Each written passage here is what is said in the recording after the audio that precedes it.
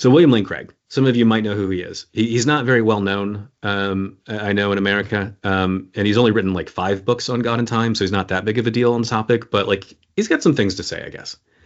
So Craig says he's got this view where God is timeless sans creation, but temporal with creation. And the reason you got the sans and the with and all this stuff is that way you avoid the nonsense of saying, well, God existed before time. But trust me, bro, like that's not really like a temporal before. Craig's like, okay, God is timeless without creation, but temporal with creation. He's got a bunch of different arguments for why that's the case. Here's one. So first premise, if God is timeless, then God is changeless. Premise 2, if God begins to create the universe, well, then God changes, because it's kind of like in the very idea of begins. You're doing something you weren't doing before.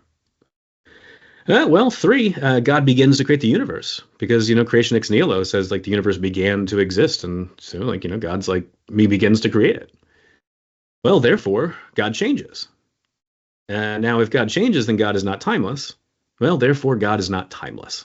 Not everybody's happy with what William Lane Craig's up to. So here are some replies you might see from someone like Augustine. So Augustine says, okay, let's look at premise 3. And Augustine's like, that's the one I want to get rid of. I want to reject premise 3.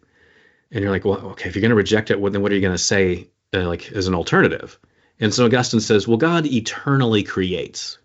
He doesn't begin to create. He's just eternally creating. But somehow the universe is not eternal. The universe begins to exist.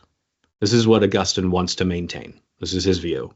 But someone like Craig's going to go, is that really consistent with God being timeless? Like, how? How does that work? And so Craig says, no, that's not consistent with God being timeless. If the universe has a beginning, then God changes from existing alone to existing with a universe. And then further, God continues to exist with an ever-changing universe. So it's not really clear how you're going to be able to maintain timelessness. Like what are you up to, Augustine? This is one thing Craig, can say.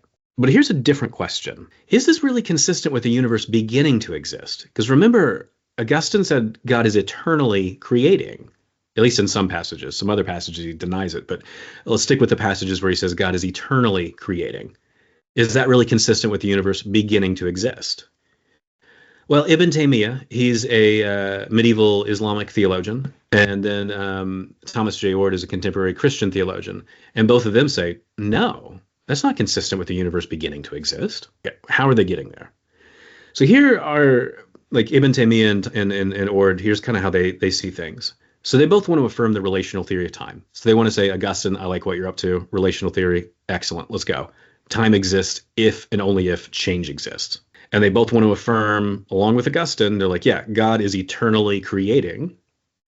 But they see things a little bit different, though. They're going to go say, well, if God's eternally creating, well, then that means that change in time always exists. If God is eternally creating the universe to exist, well, then the universe eternally exists. Well, we all agree God is eternally creating the universe to exist, so therefore the universe eternally exists.